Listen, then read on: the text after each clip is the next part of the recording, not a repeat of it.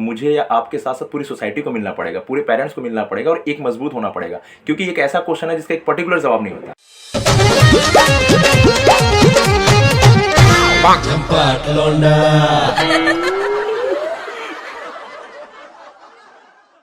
नमस्कार, मैं हूं सचिन और आज झंपाट लौंडा की टीम आ पहुंची है वाराणसी के लक्ष्मी होम्योपैथिक क्लिनिक के owner doctor Ravi Kumar sir के पास।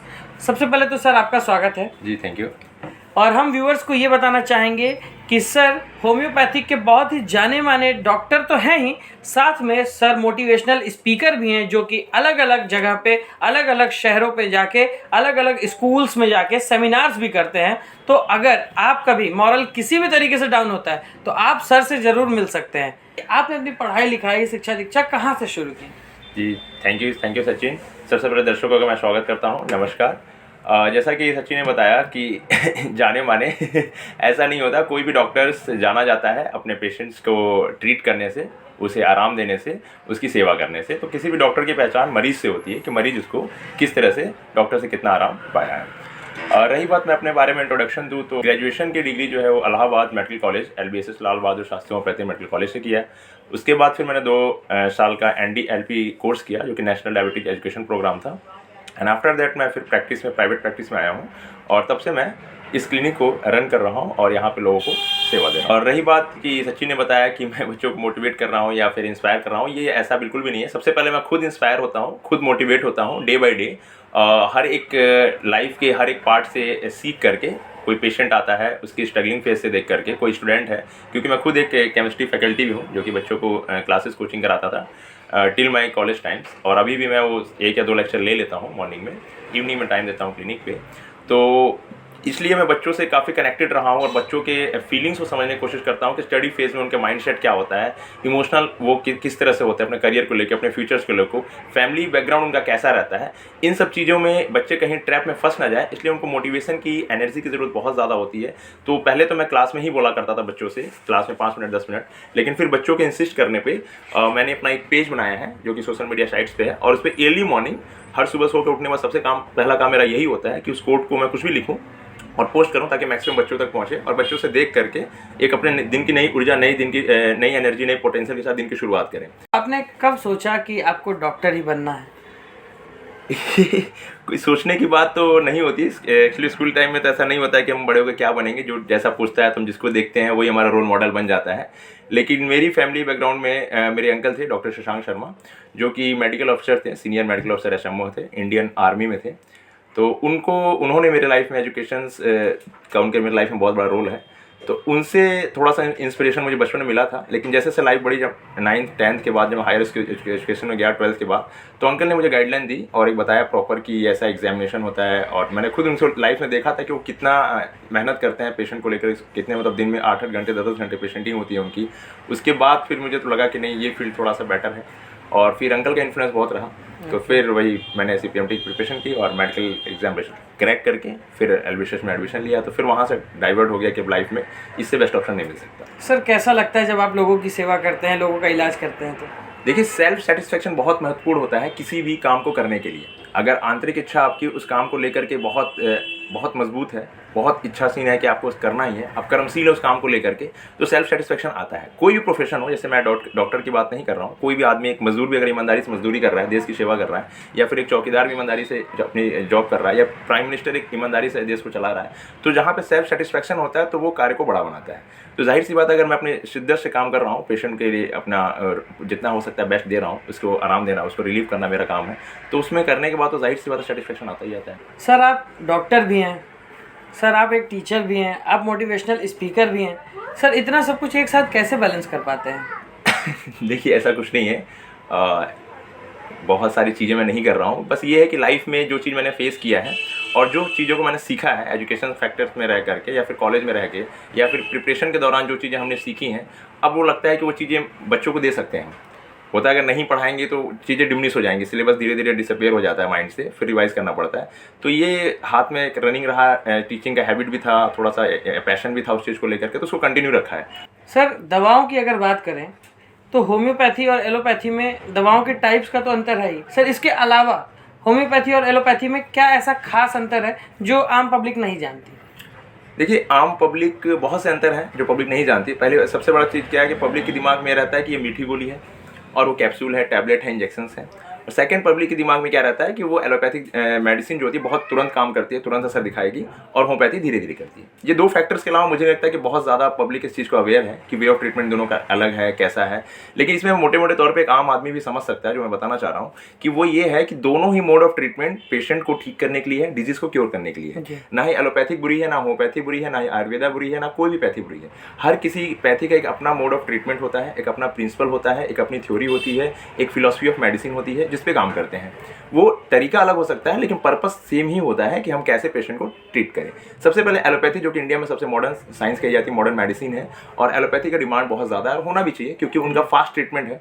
कोई एक्सीडेंटल केस हो गया, इमरजेंसी हो गया, अगर आईसीयू में एडमिट करना है पेशेंट को, तो वहाँ पर उनका रोल होता है।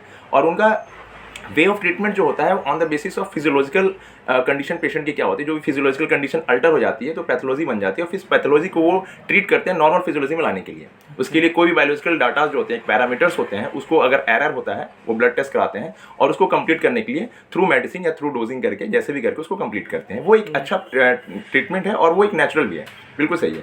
लेकिन कई बार ऐसा होता है कि पेशेंट को सब कुछ तो नॉर्मल है, फिजियोलॉजी नॉर्मल है, कोई रिपोर्ट में कोई एरर नहीं आ रहा, सारी रिपोर्ट नॉर्मल है, लेकिन फिर भी प्रॉब्लम बनी हुई, जैसे बैक पेन हो गया, पीठ दर्द कर रहा है, घुटनों का दर्द बना हुआ है, तो वहाँ पे फिर एलोपैथिक क्या कर सकते हैं, सिर्फ पैलिशिएट करते हैं डिजीज को, जब तक मेडिसिन का असर रहेगा तब तक काम करेगा।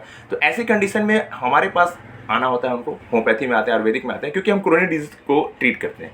अब वो डिजीज पूरी तरह से क्रोनिक बन चुका है, उसको देखना पड़ेगा उसका साइन एंड सिम्टम क्या आ रहा है, पेशेंट के साइन एंड सिम्टम क्या आ रहे हैं, बॉडी का कंस्टिट्यूशन कैसा है पेशेंट का, पेशेंट क्या लाइक कर रहा है, क्या डिसलाइक कर रहा है, उसका खान पान रहन सहन कैसा है, मेंटल स्टेटस कैसा है, इन सब चीज़ों को कैलकुलेट करके एक केस टेकिंग ली जाती है। फिर उस पेशेंट के कंस्टिट्यूशन बेस्ड मेडिसिन आती है जो कि होम्योपैथी की होती है। वो माइन्यूट डोज और बहुत हल्के डोज से वो पूरी तरह से पेशेंट को हम क्योर कर सकते हैं। नॉट ओनली कि पैलिशिएट करना या पार्शियल रिलीफ देना, उसको 100% क्योर कर देते हैं। तो ये पूरा इसका मॉडर्न पूरा इसका पैराफ होता है कि कैसे करके हम इसको कर रहे हैं। लेकिन पब्लिक इस चीज़ को समझती नहीं, समझती कि बहुत स्लो काम कर रहा है और बहुत धीरे चल रहा है। तो ऐसा कुछ नहीं है, हमारे पास बिल्कुल 100% प्योर ट्रीटमेंट होता है। बट शर्त यह है कि पेशेंट अपना पूरी हिस्ट्री अच्छे से दे, टाइम दे, और मेडिसिन को स्लोली हम डोज वाइज देते हैं, तो धीरे धीरे उसका इलाज जड़ तक होता है। पेशेंट्स को मोटिवेशन की भी ज़रूरत पड़ती है।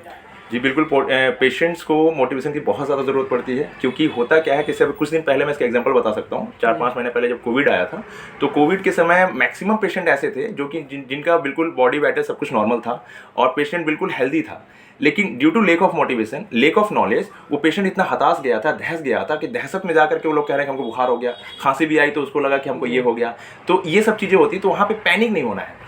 तो जाहिर सी बात है, जो मोटिवेशन एक स्टूडेंट को जरूरत होती है, तो ऐसा नहीं कि मैं कोट लिखता हूँ सिर्फ स्टूडेंट के लिए ही है।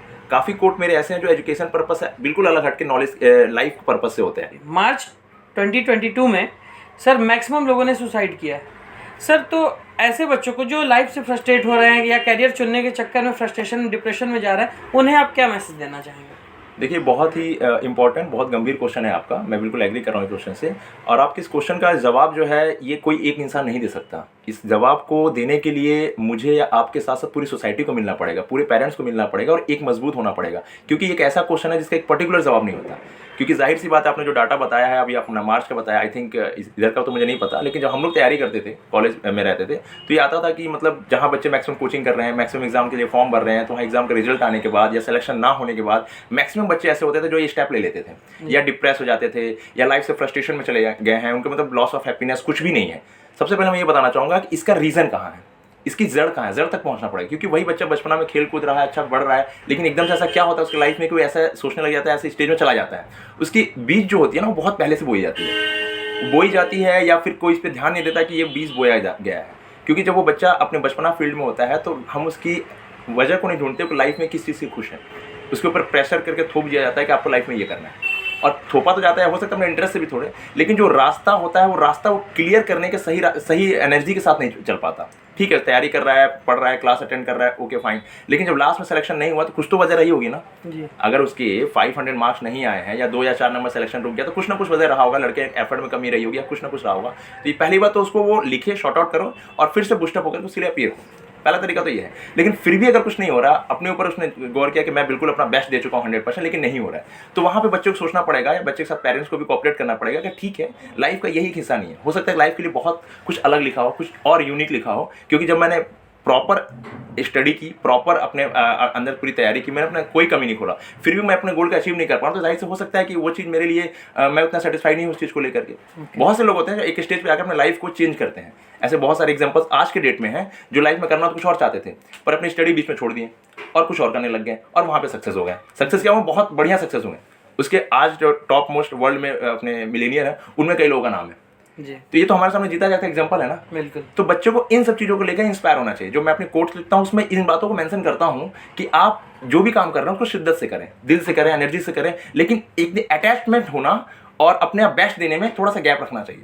आपसे सीखने के लिए तो बहुत कुछ मिला, क्योंकि आप अपने आप में ज्ञान का भंडार हैं और मुझे तो काफ़ी अच्छा लगा आपसे मिलके। उम्मीद करता हूँ कि आपको भी हमसे मिलके अच्छा लगा। बहुत बहुत अच्छा लगा। सबसे बड़ी बात किया, आप जैसे लोग जो यंगस्टर हैं और इस तरह की चीज़ें यूट्यूब पे अवेलेबल करा रहे हैं, क्योंकि यूट्यूब पे तो हर चीज़ पड़ा हुआ है, जो 2-4 बटन आप दबाइए हर तरह की इन्फॉर्मेशन मिल जाएगी। लेकिन फिर भी इस तरह की यंग एज में आकर के आप लोगों से मिलना, आप सोसाइटी में आप ऐसे ऐसे लोगों का इंटरव्यू लेते हैं जो कि आपको लगता है कि सोसाइटी को आप चेंज करने की कोशिश कर रहे हैं, तो ये बहुत बड़ी चीज़ है। और युवाओं को मैं कहना चाहूँगा कि आप खुद ही सीखिए कि जो बच्चे कुछ भी नहीं समझ में आता, एक फ़ोन उठा के वीडियो बना के कुछ ना कुछ लाइफ में चेंज कर सकते हैं, तो यार आप तो बहुत कुछ कर सकते हो, करने के तो बहुत कुछ पड़ा हुआ है। तो आप लोगों से खुद बच्चों को सीखना चाहिए। हम लोग खुद सीखते हैं कि यार इतने यंग एज में बच्चे क्या क्या कर रहे हैं।